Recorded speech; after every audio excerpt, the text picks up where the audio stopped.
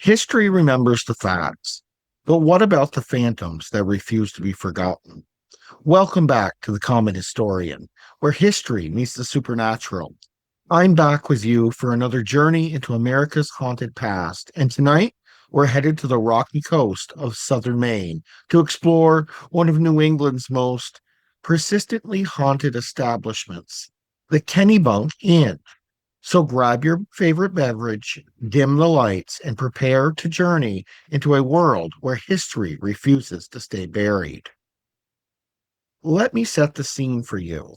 It's 1799, the final year of the 18th century. George Washington has just died. A young nation is still finding its footing. And up in what's still technically part of Massachusetts, Maine won't be its own state for another 21 years. A man named Phineas Cole is building something that will last.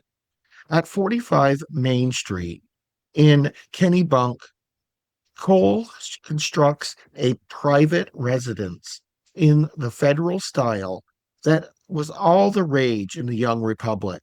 You know the look: systematical facades, elegant proportions, sturdy construction meant to withstand harsh New England winters and last for generations. And boy, has it lasted. Now, to understand why this building matters, we need to understand Kennebunk itself. This wasn't just another sleepy New England village. By the early 1800s, Kennebunk was absolutely booming as a shipbuilding center. The Kennebunk River and nearby Moose River became the backbone of an industry that would define the town for over a century. Starting in the 1760s and really taking off after 1790, shipyards lined the Kennebunk River at a place called the Landing. We're talking we're talking hundreds of vessels built here, from small schooners to massive ocean-going ships that would sail trade routes around the globe. During the 19th century winters, as many as 20 boatyards stayed busy constructing vessels along the river. Come spring, after the ice melted, they'd launch these ships and float them downstream towards the ocean. The wealth generated by this industry, staggering. You can see it today in the magnificent federal and colonial mansions that line Kennebunk streets. Testimony to the fortunes made by shipbuilders, ship owners, and sea captains. Maine built more wooden sailing vessels in the 19th century than any other state, and the Kennebunk was right there at the heart of it. Ships launched from here sailed to China, the Caribbean, South America, Europe, anywhere trade winds would take them. The Bradford Sea French, launched in 1884, was the largest three-mast schooner of her time. The Ocean King, a four-mast bark, rolled down the ways in 1874. These weren't small ventures. These were massive commercial enterprises that connected this small Maine town to the entire world. But back to our building on 45 Main Street. After Phineas Cole, the house passed to the Smith family, who lived there until 1875. Then came Dr. Orrin Ross, who bought it in 1876 and gave it to his son, Dr. Frank Ross, as a wedding present in 1880. Now, Dr. Frank Ross was something special. Obstetrics, and reportedly never lost a mother. Over 1,000 deliveries. Think about it. In the era where childbirth was one of the leading causes of death for women, this man had a perfect record.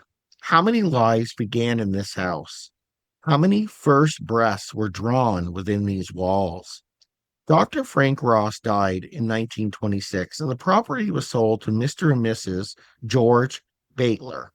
Here's where our story takes a pivotal turn.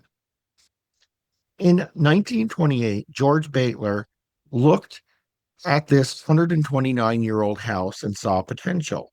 Kennebunk's shipbuilding industry had been dead for a decade. The last ships launched from here was the schooner Kennebunk in 1918.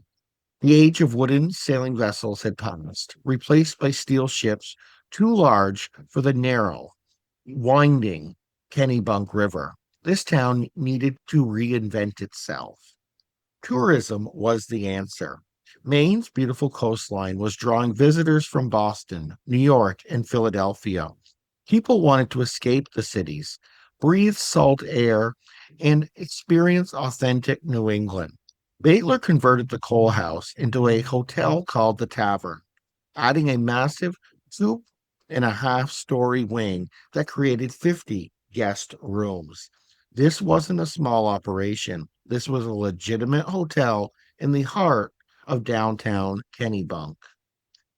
In the late 1930s, the name changed to the Kennebunk Inn, and it became a fixture of the community. In 1940, Walter Day purchased the property and expanded it to 16 rooms, running it as a family operation through World War II, the 1950s, and the 1960s. And it's during the late 1960s, to be precise, that a man named Silas Perkins enters our story. Silas Perkins was a poet, not just a poet, but one accomplished enough that his work caught national attention. Born August 12th, 1880, he was the son of ship captain Phineas Perkins, one of those Kennebunk maritime families that had prospered during the shipbuilding era. By the time Silas reached his twilight years, the family fortune had faded and he needed work. He became the Kennebunk Inn's night watchman, taking the job in exchange for room, board, and a small paycheck. Room 17 became his home, and it was honest work for an aging poet who'd seen better days. But Silas Perkins wasn't just any night watchman. His famous poem, The Common Road, had been broadcast on national radio during President Roosevelt's funeral train in 1945. Imagine that. This Maine poet, working a security job at a small town inn, had his words read to a grieving nation. The poem captured his philosophy fully perfectly. I want to laugh with the common man, wherever he chanced to be. I want to aid him when I can, whenever there's a need of me.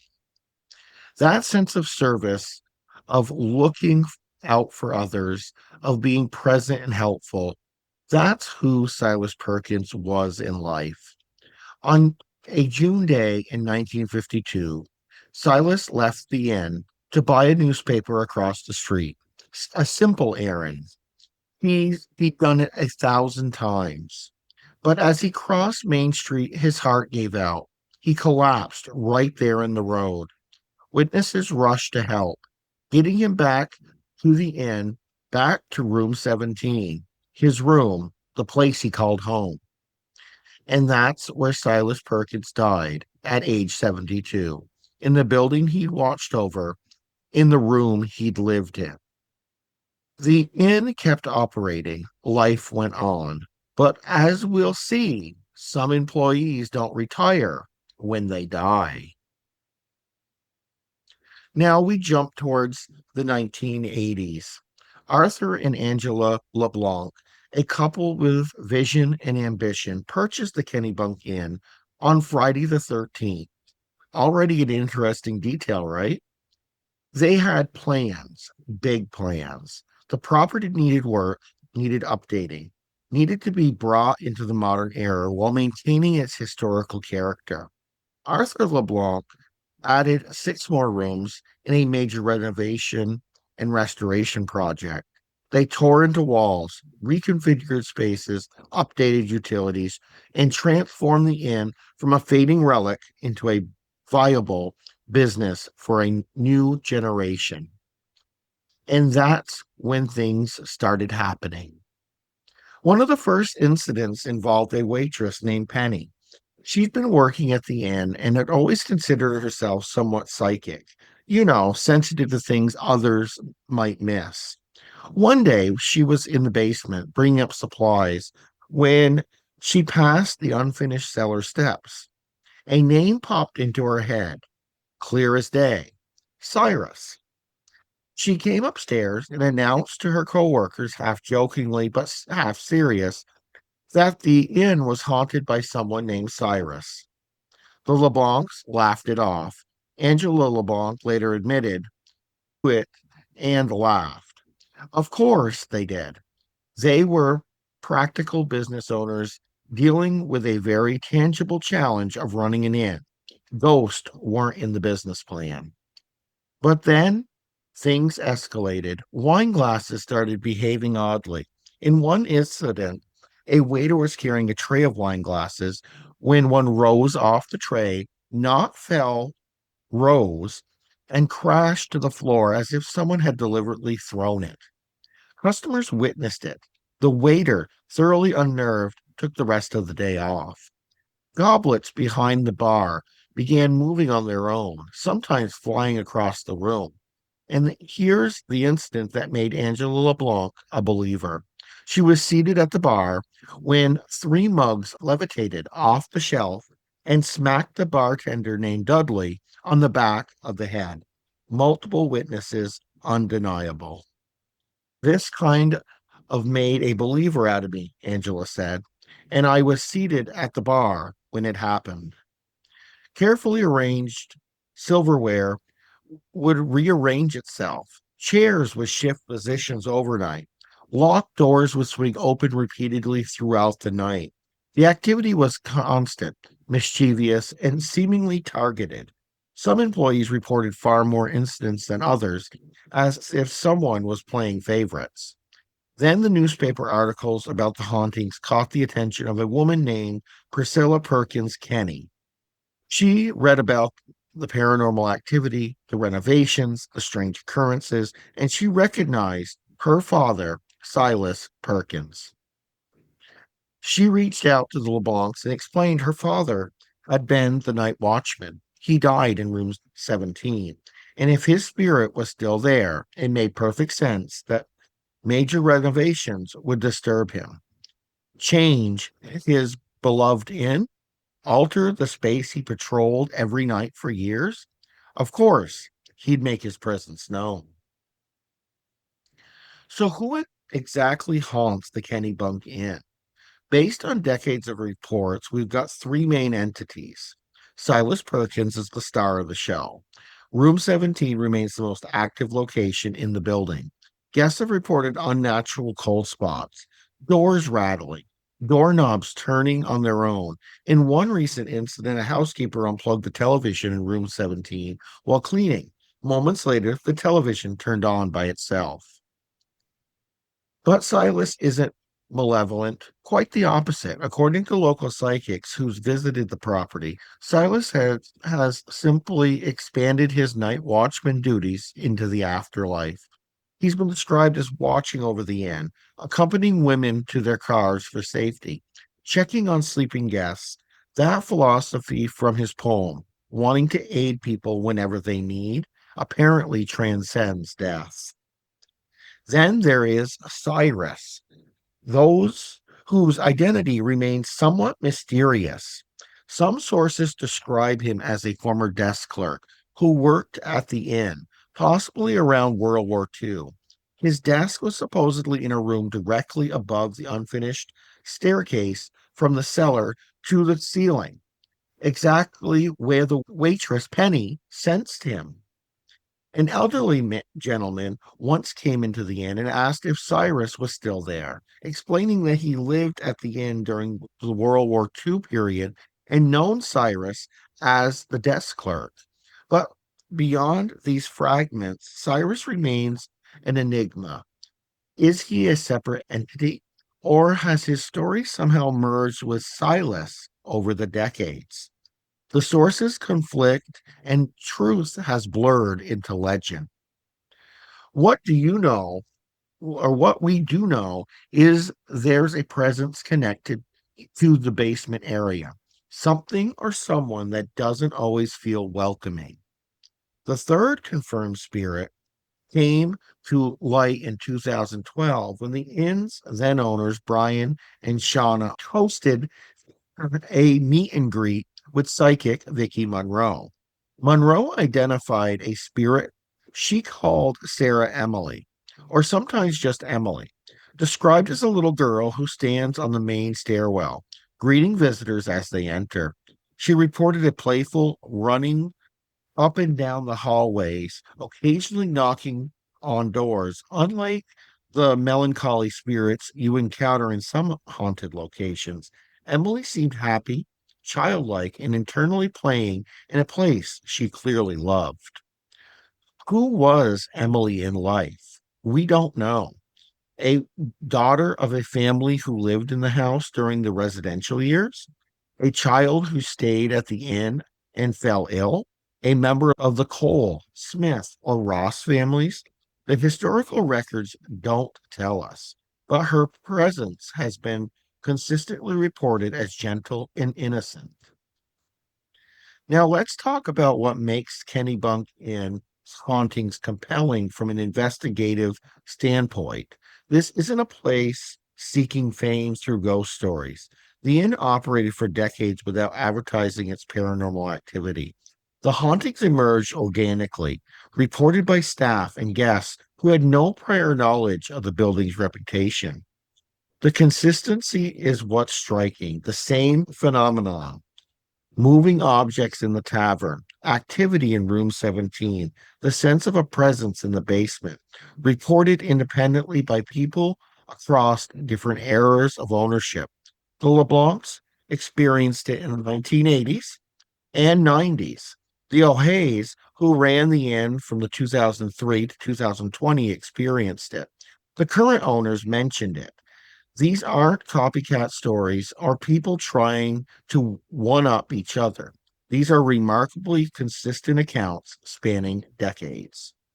Thomas Verde, author of The Maine Ghosts and Legends, featured the Kennebunk Inn in his research and noted something important. The paranormal activity spiked dramatically after the 1980 renovation. This pattern appears in haunted buildings across New England. Renovation seems to trigger or amplify spiritual activity, whether because disturbing a building structure somehow stirs up dormant energy, or because changes upset entities attached to the location. We only can speculate. But Verde also notes that the ghosts of the Kennebunk Inn, in his words, are pretty tame. They're not bloody guys coming out of the darkness wanting to strangle you. They're just a series of quiet little unsettling things: objects moving, doors opening, cold spots appearing, but there's no sense of malevolence, no reports of anyone being harmed or terrorized. In fact, multiple inn employees over the years have expressed a kind of affection for their spectral coworkers. One owner joked, "My understanding is that they are here to do their old jobs, which is great. We're not paying them." The inn has embraced its haunted heritage without exploiting it. Yes, they mention it on their website and acknowledge the stories, but this isn't a haunted house attraction. It's a functioning hotel and restaurant that happens to have some unusual long-term residents. Today, the Kennebunk Inn continues to operate at 45 Main Street, right in the heart of downtown Kennebunk. The building now offers 17 guest rooms and 6 suites, a far cry from the original single family home. But each accommodation maintains the historic character that makes this place special. The property changed hands again in the late 2020s, sold to Brian and Shauna O'Hee to business partners Andrew Ward, Catherine Anderson, and Matthew Blaine. The new owners inherited not just a business, but a responsibility, maintaining a piece of Kennebunk history that stood for 225 years. The on site restaurant, Academe, serves New England cuisine and has become a beloved local establishment.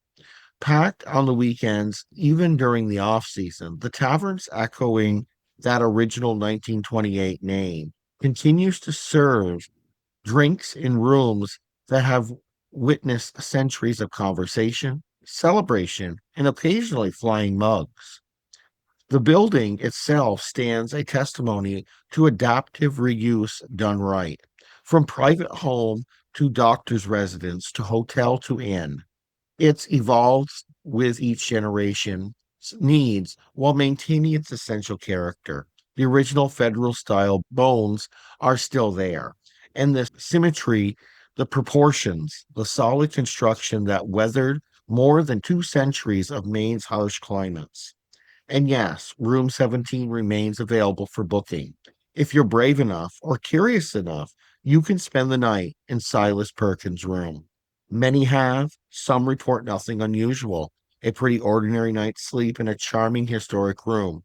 Others have stories about cold spots, odd sounds, and the distinct feeling of not being alone.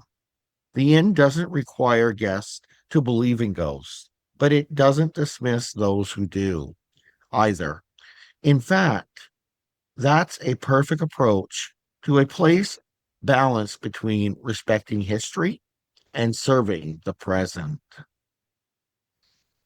So, what do we make of the Kennebunk Inn and its permanent residents? From a purely historical standpoint, this building is remarkable. It survived from the early republic through the present day, adapting and evolving without losing its essential character. It witnessed Kennebunk's transformation from a shipbuilding powerhouse to a tourist destination. It seen fortunes made and lost, industries rise and fall, and countless individual human stories play out within these walls. Silas Perkins alone embodies so much of American history, the son of a sea captain, living through Maine's maritime golden age and its decline, finding success as a poet only to end his days as a night watchman, dying in the room he called home. There's something profoundly American about that art. The broom, the bust, the boom, the bust, dignity and humble work, and the quiet persistence. From a paranormal perspective, if we accept that consciousness can somehow persist after death, the Kennebunk Inn makes sense as a haunt. Silas Perkins loved his job, identified with serving and protecting others, and died in the building. Dr. Frank Ross delivered over 1,000 babies here. That's an extraordinary amount of life force concentrated in one location. Countless guests over the 95 years of operation as an inn experienced every human emotion within these walls. If places can absorb and retain psychic imprints, this building has plenty of opportunity. But maybe the most interesting thing about the Kennebunk Inn isn't whether it's haunted or not. It's how the living and the dead seem to have reached an accommodation. The staff jokes about the ghost doing their old jobs without needing paychecks. Guests treat encounters as interesting experiences rather than terrifying ordeals. Even the most dramatic incidents, those flying mugs, that levitating wine glasses, and the sense of mischief rather than malice. Perhaps that Silas Perkins' greatest gift to the end, his philosophy of laughing with the common man and aiding when he can, has somehow infused the entire property. The haunting, if that's what it is, feels like companionship rather than a curse. The Kennebunk Inn reminds us that history isn't just about dates and facts. It's about the accumulated weight of human experience. It's about the doctor who never lost a mother, the poet who became a watchman, the shipbuilder whose vessel sailed the world, and yes, the spirits who might still walk the halls of the 225-year-old building on a quiet street in Maine. If you find yourself driving through southern Maine, take a detour to Kennebunk. Walk down Main Street. Look at the federal style building at number 45. Have dinner at the Academe. Maybe even book room 17. Whether you encounter anything unusual or not, you'll be stepping into a place where the past and present exist side by side, where history feels present, and where, just maybe, the night watchman is still making his rounds, watching over guests with the same dedication he showed in life. History books close, but some stories refuse to end. Keep exploring the shadows, and I'll see you next Wednesday.